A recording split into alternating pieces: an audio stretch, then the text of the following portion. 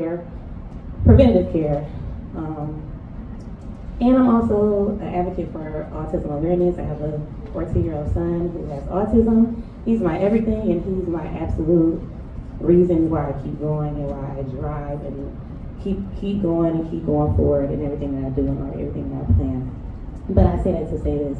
I'm also a personal trainer. I'm located up at the Vault, and that's the surface part of me, right? People tend to look at just how you look on the physical aspect of yourself, but they don't really get to know you. And as women, since we are speaking, transparent as for women, aren't we in a society that kind of tells us what we are and aren't allowed to look like? You're too fat, you're too skinny, you're too tall, you're too short, too dark skinned, too light skinned, I don't like your hair, you need to wear your hair like this and like that. Why are you dressing this way? Why are you this age dressing this way? Why are you talking this way? So many barriers and parameters that keep us in this box where we are not allowed to be our transparent selves, where we're not allowed to flow and be comfortable. So I'm gonna go ahead and go into the story of my life from when I was a child, and I'm gonna build up to give you, but just a picture of why I do what I do and how I operate the way I do. So in second grade, when I was 8 years old, it was the first time someone called me fat. So I was in elementary school, of course, and was in class, and my crush, I loved him. His name, I'm not gonna say his name, but he was so fine, y'all. He used to wear Nautica, have all the best Nike gear out. He used to wear Jordans when they were new. Ooh, I thought he was so fine. And for this day, I was the line leader. We was on our way to the gym, and I had on some short shorts, and my mom raised me to be very confident with body positivity. And I was the line leader, and I was in the front of the line, and I heard people laughing behind me, and I turned around, and I heard him say, I heard a couple of the kids say, she like you, right? And he was like, I can't like her, she's fat. And I'm 35 now, so clearly that stuck with me. It's a core memory of mine now. Fast forward to 5th grade, we relocate from Cleveland to Maple Heights. This is when Maple Heights was still nice, y'all. Okay, I'm just being honest. It's still nice, and I'm really excited. I have a sister that's 9 years older than me, and I'm going through her clothes, trying to pick out the right outfit for this first day of school. And I pick out something that I think is cute, and I walk into class, getting ready for success in my mind. I'm gonna make new friends, I get to be a new person. I walk in the room, and everybody goes, oh, she's fat. 5th grade. Okay, so this traveled throughout my life until about 8th grade. When I was getting ready for 9th grade, I decided that summer that I wasn't gonna eat, that I was just gonna walk everywhere. I'm an 80s, 90s baby. We rode our bikes everywhere. Mm-hmm. I decided that I wasn't gonna eat. I said, okay, I'm gonna lose weight. I am going to reshape myself. And this is when I realized, hindsight, that I started measuring my worth based on how everybody else viewed me. So 13, 14 years old, I stopped eating, and also in hindsight was my first eating disorder, anorexia. So I lost all this weight. 9th grade, everybody saw me, was like, oh my God, you look so great. And it became a drug to me. It was like a high, getting that pat on the back that I had never received before. And I started running track in 10th grade. I was very good, went to states, ended up getting a track scholarship. And this was my relationship with fitness. But again, if you pay attention, my relationship with fitness wasn't healthy. It was absolutely based on the claps and the applause of everybody. Did you win your race? Clap. Is your body still good? Clap. If I didn't win a race, if I didn't lose that weight, if I gained 5 pounds, would I be neglected? Would I be shunned? So that traveled throughout my entire life. And a lot of times when we're aesthetically sound, mentally we're not already all the way there. And I noticed that when I got pregnant at 19, had my son, and again, my identity was wrapped up in my appearance and track. I started off at 145, ended at about 216. I had my son, he was 6 pounds, 12 ounces. Guess how much weight I lost? 6 pounds, 12 ounces. Just him. I didn't lose any of my weight, and I went through a culture shock. I did not know who I was without track. I did not know who I was without being thin. And I spent about 3 or 4 years out into nursing school, really depressed, suffering in silence, eating to soothe myself because I didn't know what else to do. A lot of times when we feel out of control, we pick things that we can become in control of. So at night, 2 a.m., I would get up and go to Get-Go and get a 12-inch stud and just eat. So finally, I'm getting there, y'all. So finally, I graduate college with my BSN from Ursuline, and I say to myself, I get hired at Cleveland Clinic, and I say to myself, I'm going to take my first check, and I'm going to put it towards my health, because at this point, I'm still in the 200s.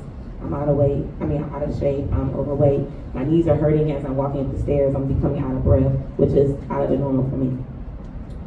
And I go to a gym at the time called Ashley Gifted and fell in love with it. Like-minded people, good and bad. Like-minded people who were focused on fitness and reaching a new goal. But the one thing I realized is trauma bonds are very real, especially when you don't love yourself. I ended up making some of the best friendships of my life, but we all linked together because we didn't love ourselves. We were doing things like taking diuretics, working out 5 hours a day, 5 classes a day. We would go home to shower and then come right back. And it just wasn't healthy. I ended up losing weight, and then I became a personal trainer. And it still wasn't good enough. I dropped all the way to about 147, which is small for me.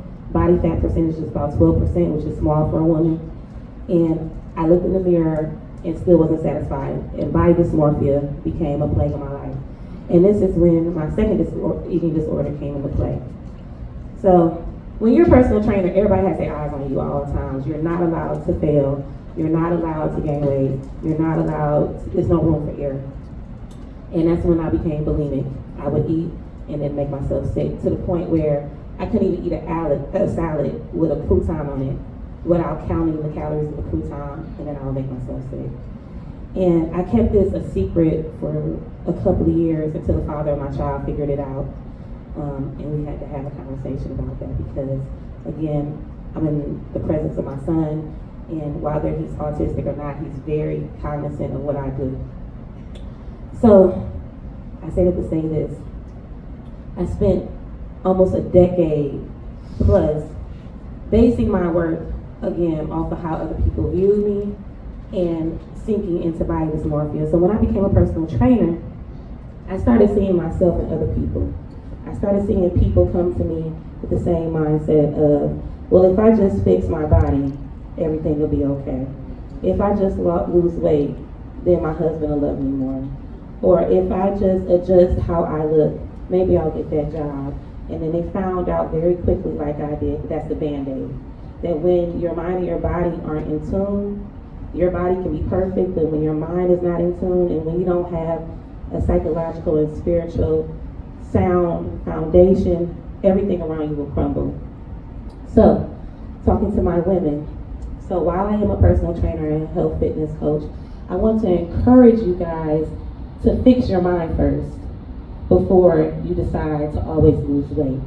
Do it hand in hand. There's not one path that's better than another. You know, I had to fall so many times.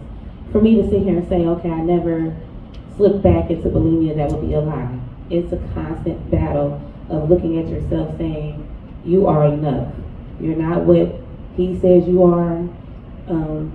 When April was talking about when you're in a relationship and you find yourself always pouring into that person, that's exactly what I feel like I was doing in relation to fitness. I could not pour into myself anymore because I didn't know who I was, so I would try to latch on to people who I know needed more and pour into them even though I had nothing left within myself. And that was like a way of trying to provide myself with some type of false power because I couldn't control what was going on with me. And I feel like us as women, we tend to do that when we're not careful. So yes, to wrap it all up after giving my life story, learn how to love yourself holistically, not just physically, and not just mentally and spiritually, but financially. Like, we're a constant work in progress. And it's okay. Paths aren't linear. One thing I learned about nursing is it's not A, B, C, D. You will bounce back and forth. You will have seasons where you fall off. You will have seasons where you come on. But accept yourself for wherever you're at. I teach a class over at the Vault. I'm a step instructor. And the thing I like to tell the people in my class is, like, this is a safe space, and you are who you are. You know, there's absolutely nothing you can do about that. We can constantly work on ourselves as you should, but sometimes your characteristics are just your characteristics, and God will put people in your life who will build you up, and He will remove people who will tear you down. And don't fight Him on that. A lot of us will do that. You'll see Him pulling away that man that you think you love, or that best friend who you think is in your best interest and they're not, and you're fighting to keep them around. Just don't let that happen. But yes, that's all I have to say, really. Be careful what you eat. I'm going to say the little small things. Be careful what you eat. Black women are dying at an untimely rate when it comes to chronic illness, diabetes, hypertension, coronary artery disease. Everything should be a portion, okay? Half your meal should be green, the other half should be protein, and enjoy a snack every once in a while. But I love you guys. Thank you.